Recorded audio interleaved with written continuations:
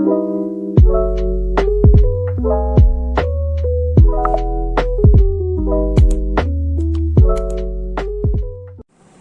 everyone, ma'am. Ma'am, I use light makeup amtang tawge ko. Ma'am, adodo di succeed sumay ore. People sila maron na mapajabane, people sila adoni a light makeup ka tawge adodo ma'am dum share tarage ko. Iminisi ma'am ado jamna ID ke heavy wina ke no ina thado le di ko. Dum ay dum khara kita dum tawge ko. Iminisi ma'am ahan bada से toner से माइदे कितना कितना कापनी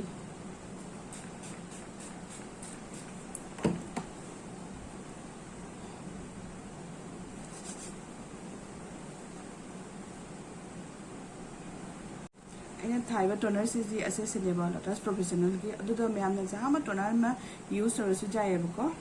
दो जी toner से तब लोगे दो लोगेगा मॉइस्चराइजिंग क्रीम मम्मा तैयार नहीं अपने को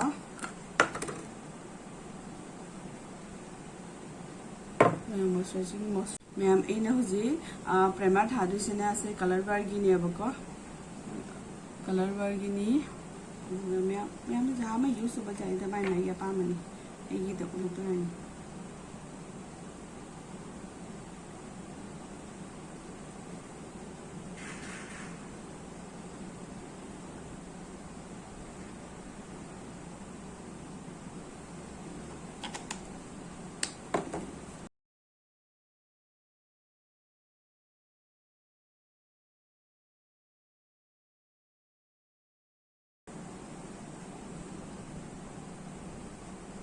ये ऊबरा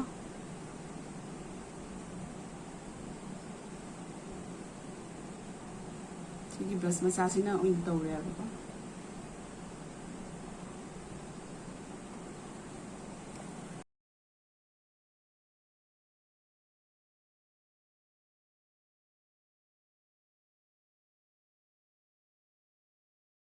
और इसी से कितना थारे जी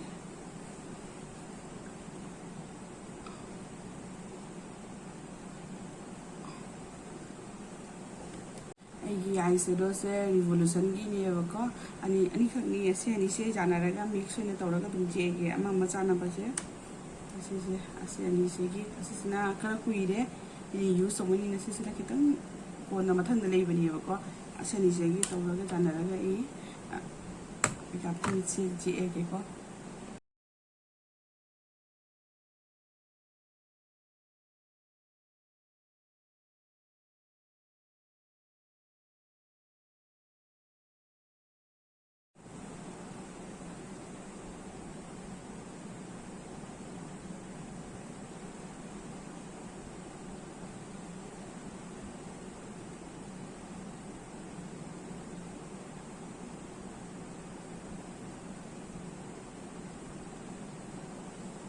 लेकिन वही तौद्रे सुमायना थाए नीचे इथालो रगो उलग के रखता है ना नीचे सुमायना इन ब्राउन कनो सेप तने लाइट ब्राउन दने ओइना लाइट ब्राउन दो ओइना थारे बने को दीदी सिगी कुना तो बना नुआई भी है सिगी मथकी मपांगी तो वो बने कुना ओइना ये देना मन ब्रश मसा का सिदाम ना तो दी वो को नहीं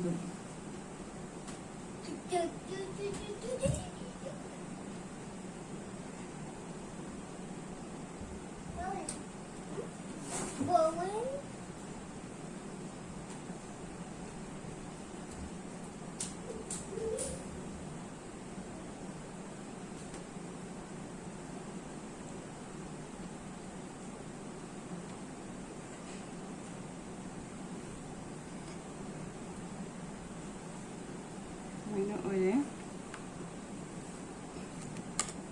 मिर्चे दही ए ऐसे से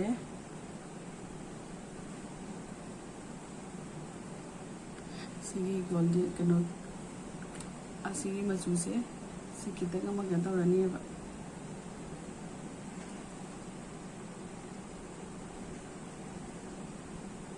तंगलंगनी ग्लिटर हाफ ओइबगी दुमाइटा ग्लिटर टाइप ने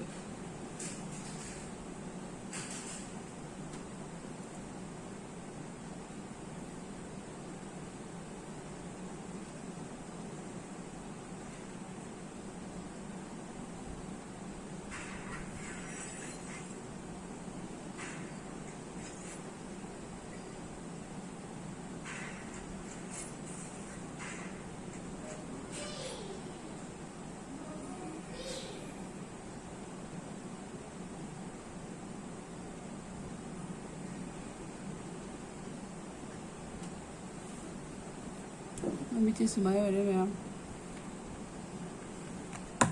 ꯑꯗꯣ ꯃꯥꯏꯗ ꯍꯧꯖꯤꯛ ꯍꯥꯏꯂꯥꯏꯇꯔꯁꯦ ꯉꯁꯥꯏꯒꯤ ꯄꯣꯔꯁꯟ ꯁꯥꯏꯖꯁꯤꯒꯅꯦ ꯄꯣꯔꯁꯟ ꯁꯥꯏꯖꯁꯦ ꯈꯤꯇꯪ ꯄꯤꯔꯒ ꯍꯥꯏꯂꯥꯏꯇꯔꯁꯦ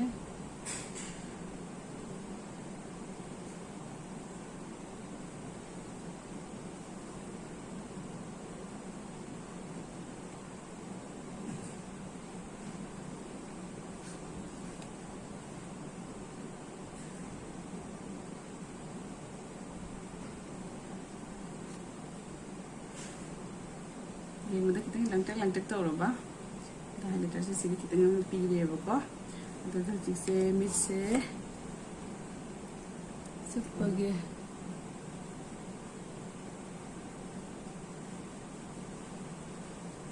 ꯑꯩ ꯍꯧꯖꯤꯛ ꯃꯤꯠꯁꯦ ꯑꯩ ꯑꯥꯏꯂꯦꯁ ꯍꯥꯞꯄꯣꯏꯕꯅꯦꯀꯣ ꯁꯤꯝꯄꯜ ꯀꯩꯅꯣ ꯑꯣꯏꯅ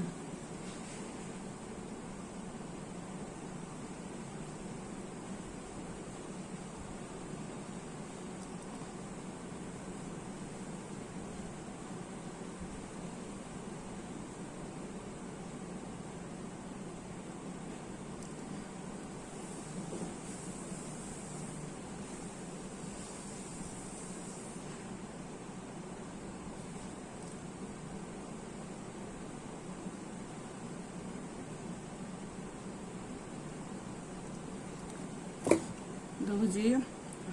ꯂꯣꯔꯤꯌꯦꯜꯒꯤ ꯀꯩꯅꯣꯁꯦꯀꯣ ꯇꯩꯔꯅꯤ ꯃꯥꯁꯀꯥꯔꯥꯁꯦ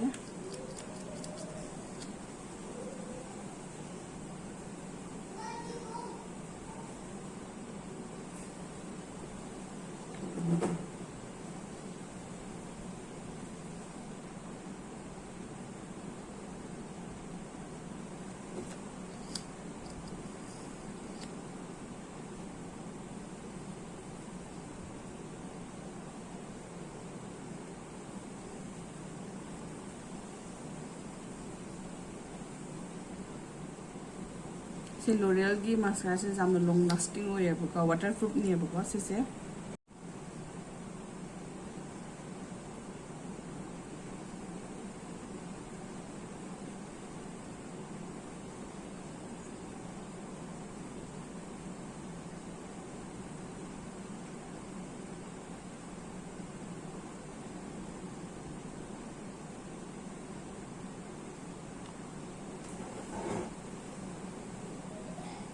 ꯑꯩ ꯑꯂꯤꯅ ꯊꯥꯕ ꯂꯣꯏꯔꯦ ꯃꯦꯀꯞꯁꯦ ꯈꯔ ꯂꯣꯏꯁꯜꯂꯦ ꯑꯗꯨꯒ ꯍꯧꯖꯤꯛꯁꯦ ꯃꯃꯥꯏꯁꯤꯗ ꯈꯤꯇꯪ ꯂꯪꯇꯛ ꯇꯧꯕ ꯄꯣꯠ ꯑꯃ ꯊꯥꯔꯒꯦ ꯑꯁꯤꯁꯦ ꯂꯣꯔꯤꯌꯦꯜꯒꯤꯅꯤ ꯁꯤꯁꯦ 시머리스타 거예요고 asise adada l'oreal gi sise mai se kitan chichikap na chicham na badi chichikap phale ke kitan kitan na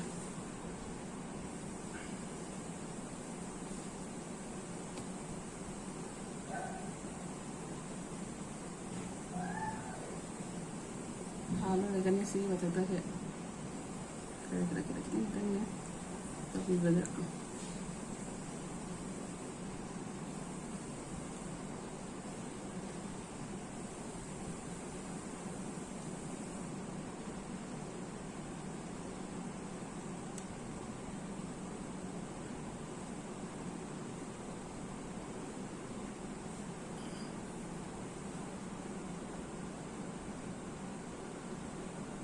ini masa kerja kalau begitu tak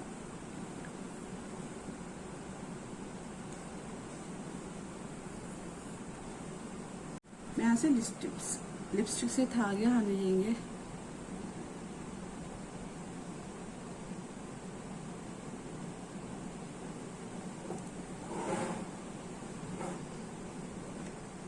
zamna diamond lipstick से मतलब नमक खा गए को सिसे किधर या तो मत धोख रहे सिसे ना क्लिनिक की नहीं है बका क्लिनिक की से ये तो ये खा गया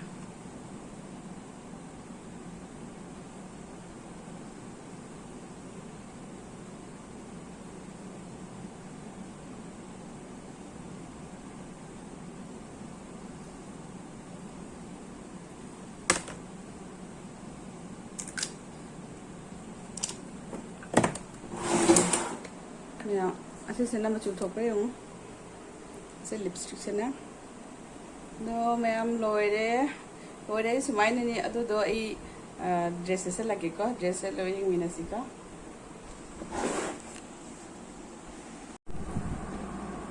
ꯌꯥꯝ ꯁꯨꯃꯥꯏꯅ ꯑꯣꯏꯔꯦ ꯁꯤꯁꯦ ꯃꯦꯀꯞꯁꯦ ꯑꯩꯒꯤ ꯐꯥꯏꯅꯦꯜ ꯂꯨꯛꯁꯦ ꯁꯨꯃꯥꯏꯅ ꯑꯣꯏꯔꯦ